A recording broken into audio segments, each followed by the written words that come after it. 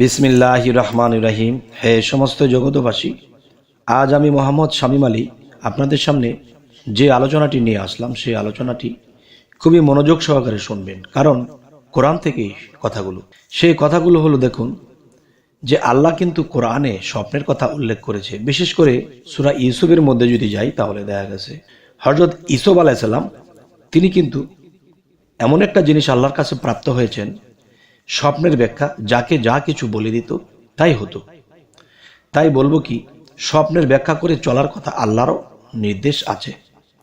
তাই আমরা স্বপ্নের ব্যাখ্যা করে চলতে হলে আমাদের স্বপ্নের ব্যাখ্যা জানতে হবে, শিখতে হবে। এবং এই স্বপ্নের ব্যাখ্যা যদি আমরা জেনে শুনে বুঝে আমরা যদি চলতে পারি, তাহলে কি হবে, আমাদের ইহকাল ও পরকালে আমরা অনেক চিন্তামুক্ত হব। এবং দুনিয়াতে যেখানে আমরা পা ফালাবো, যে কাজটি করব, এই কাজটি করার আগে অবশ্যই আল্লাহ একটি স্বপ্ন দেখাবেন, এবং সেই স্বপ্নের মাধ্যমে আল্লাহ আমাদেরকে সেই পথে রাখবেন এবং আমরা সুপথে থাকব, কুপথ থেকে বেঁচে থাকব। লস থেকে, যেই কাজ করলে, যে ব্যবসা করলে, যেটা করলে আমাদের লোকসান হবে, সেটা থেকে আমরা বেঁচে থাকতে পারবো, এবং যেটা লাভবান হবে সেটা আমরা করব, এবং ইহকাল পরকালের লাভ লোকসান থেকেও আমরা বেঁচে থাকতে পারবো। তবে হে সমস্ত জগতবাসী, আজকের আলোচনা অবশ্যই আপনাদের জন্য খুবই নিদর্শন হবে, যেহেতু কোরআন থেকেই এই ব্যাখ্যাগুলো দেওয়া হচ্ছে।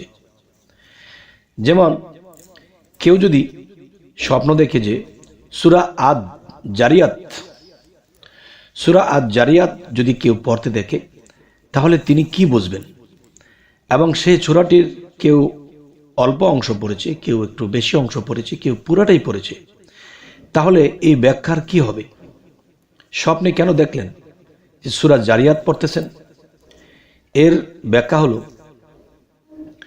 কৃষি কাজের মাধ্যমে যে জীবিকা লাভ করবে বা যে কোনো ধর্মের প্রতি সে বুঝে পড়বে বা ঝুঁকে পড়বে, এটি হলো এর ব্যাখ্যা। এবার আসি, যদি কেউ স্বপ্ন দেখে যে সূরা তুর পড়তে দেখে, বা কেউ এর অল্প কিছু আংশিক পড়েছে, কেউ বেশি আংশিক পড়েছে, এতে করে স্বপ্নের ব্যাখ্যাটি কি হবে যে তুর সূরা কেন আমি স্বপ্ন দেখলাম? নিশ্চয়ই আল্লাহ এই সূরাটি পড়ার কারণে অবশ্যই এর মধ্যে কিছু বুঝিয়েছেন। যেমন তার স্বপ্ন এ ইঙ্গিত করে যে সে মক্কা বাসিন্দা হবে, সুবহানাল্লাহ, সে মক্কা বাসিন্দা হবে এবং তার দিন আল্লাহ তাআলা নিকট পছন্দ হবে। তার যে ধর্মের নিয়ম কানুন যেভাবে পালন করতেছে, এগুলো আল্লাহর পছন্দনীয়। আচ্ছা, এবার আসি, কেউ যদি সূরা আন-নাজম স্বপ্নে দেখে সে পড়তেছে, তাহলে এটা আমি কি বুঝবো, আপনি কি বুঝবেন? এটাই বুঝবো যে সে মর্যাদা সম্পন্ন এবং সুন্দর ও সুদর্শন একজন পুত্র সন্তান লাভ করবে। সুবহানাল্লাহ, আলহামদুলিল্লাহ। আমাদেরকে আল্লাহ বুঝে চলার তৌফিক দান করুন। এখন দেখা যায় আপনাদের সামনে কোরআন থেকে কোরআনের কোন আয়াত স্বপ্নে দেখলে, পড়তে দেখলে কি হয়, আমরা এটি কিছুদিন চালিয়ে যাব। পরবর্তীতে আপনারা বিভিন্ন স্বপ্নের ব্যাখ্যা পাবেন আমাদের এই চ্যানেলটিতে। অবশ্যই আপনারা আমাদের এই চ্যানেলের আলোচনা শোনার জন্য সাবস্ক্রাইব করে নেবেন। আচ্ছা, এখন বাদবাকি স্বপ্নের ব্যাখ্যাগুলো করে নেব ইনশাল্লাহ। সেটি হলো, দেখুন, কেউ যদি বলে বা কেউ যদি বলেন তার সন্তানাদি অনেক হবে এবং ইলম ও তাকওয়ার অধিকারী হবে, আল্লাহ সন্তুষ্টি লাভের সেই মৃত্যুবরণ করাবে, তাহলে আমরা কি বুঝব? যে সূরা আন-নাজম এটির গুণ, এটি বোঝানো হলো। আরও একটি সূরা নাজম থেকে বলবো, যদি কেউ এরকমই দেখে যে সন্তানাদিদের মধ্যে তার অনেক হবে, তাহলে সে সংযত হবে যে না, এত সন্তান কেন? আর যদি সংযত হয় তাহলে আল্লাহ তাকে কমিয়ে দেবে, তার সেই সিস্টেমেই আল্লাহ তাকে নেবে।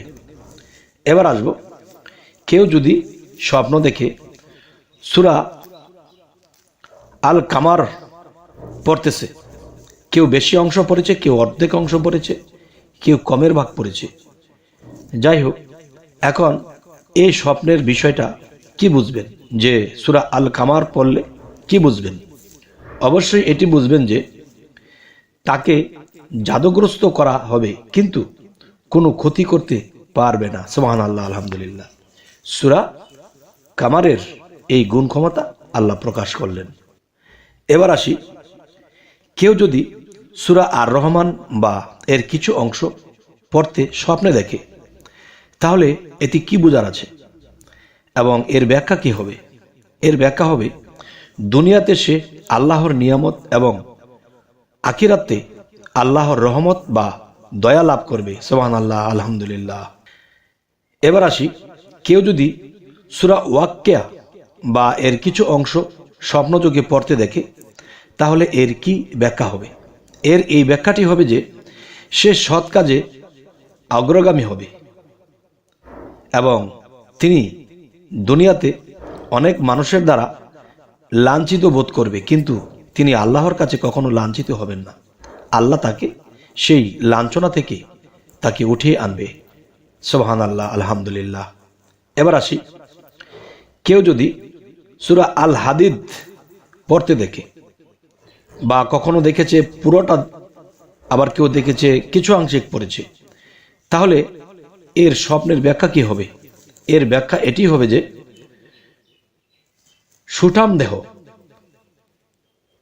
স্পদশালী ও জ্ঞানের উত্তরাধিকারী এবং প্রশংসিত হবে। সুবহানাল্লাহ, আলহামদুলিল্লাহ। এবং প্রত্যেক কাজে উত্তম ফলাফল লাভ করবে। সুবহানাল্লাহ, আলহামদুলিল্লাহ। আল্লাহ আমাদেরকে এরকম বুঝে চলার তৌফিক দান করুন। এবার আসি, কেউ যদি সূরা আল মুজাদিলা পড়তে দেখে, আল মুজাদিলা পড়তে দেখে স্বপ্নে, তাহলে এটার ব্যাখ্যা কি হবে? এটার ব্যাখ্যা এটাই হবে যে সে জোরালো যুক্তি তর্ক উপস্থাপনা করবে। আচ্ছা, এরপরে আসি, যদি কেউ সূরা হাসর বা এর কিছু অংশ পড়তে স্বপ্নে দেখে, তাহলে এর ব্যাখ্যা কি হবে? এই স্বপ্নের ব্যাখ্যা এটি হবে যে তার শত্রুদের নিপাত করবেন, হাসরের মাঠে তাকে ডাকবেন এবং তার প্রতি সন্তুষ্ট থাকবেন আল্লাহ। আলহামদুলিল্লাহ। আল্লাহ আমাদেরকে বুঝে চলার তৌফিক দান করুন। এবার আসি, কেউ যদি দেখে স্বপ্নে সূরা আল মুনতাহিনা বা এর কিছু অংশও পড়তে দেখে, তাহলে এর ব্যাখ্যা কি হবে?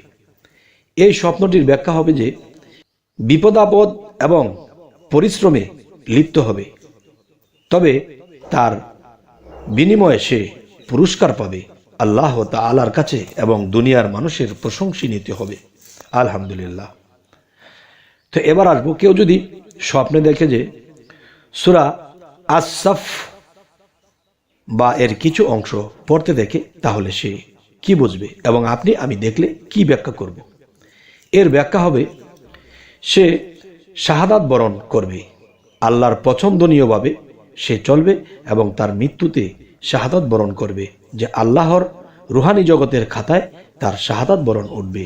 সে সাধারণ কোনো মৃত্যু হবে না, তার খুব ভালো একটা মৃত্যু হবে, যে মৃত্যুতেও নিজে খুশি এবং আল্লাহ খুশি। এবার আসবো, যদি কেউ স্বপ্নে দেখে সূরা আল জুমার পড়তে দেখে স্বপ্নে এবং পড়ার পাশাপাশি তার চোখে চোখে ছলো ছলো জল, তখন এর ব্যাখ্যা কি হবে? এর ব্যাখ্যা হবে, আল্লাহ তাআলা তার জন্য আখিরাতের সমস্ত কল্যাণ একত্রিত করে দিবেন। সুবহানাল্লাহ, আলহামদুলিল্লাহ। হে সমস্ত জগতবাসী, আমাদের এই চ্যানেলটি যে স্বপ্নের ব্যাখ্যা আপনাদেরকে যা কিছু বোঝানো হচ্ছে, অবশ্যই বুঝে নিতে হবে যে দেখুন, যে এই স্বপ্নের মাধ্যমে মানুষ অনেক পথ এগিয়ে যেতে পারে। সেটি কেমন? যেমন মনে করেন, বাহ্যিক দুনিয়াবিভাবে যদি যাই, যে আপনি একটা ব্যবসা, আপনি একটা কাজ, আপনি একটা কিছু করবেন, তখন আপনি এ ধরনের কোনো স্বপ্ন যদি দেখেন, আর সেই স্বপ্নের মধ্যে যদি আসে যে হ্যাঁ আপনি জয়লাভ করবেন একদিন, তাহলে সেই ব্যবসায় আপনি চলে যাবেন, সেই কাজে আপনি নেমে যাবেন, ইনশাল্লাহ আপনি ক্ষতিগ্রস্ত হবেন না। আল্লাহ আপনাকে এই কোরআনের আয়াতের অনুসারে যেহেতু আপনি দেখেছেন, আল্লাহ আপনাকে সাহায্য করবে। হে সমস্ত জগতবাসী, আমাদের এই চ্যানেলের আলোচনা যদি আপনাদের ভালো লাগে অবশ্যই সাবস্ক্রাইব করে নিন, পরবর্তীতে যেন আপনাদের সামনে ভালো আলোচনা নিয়ে আসতে পারি। তো সকলেই ভালো থাকবেন। আল্লাহ হাফিজ।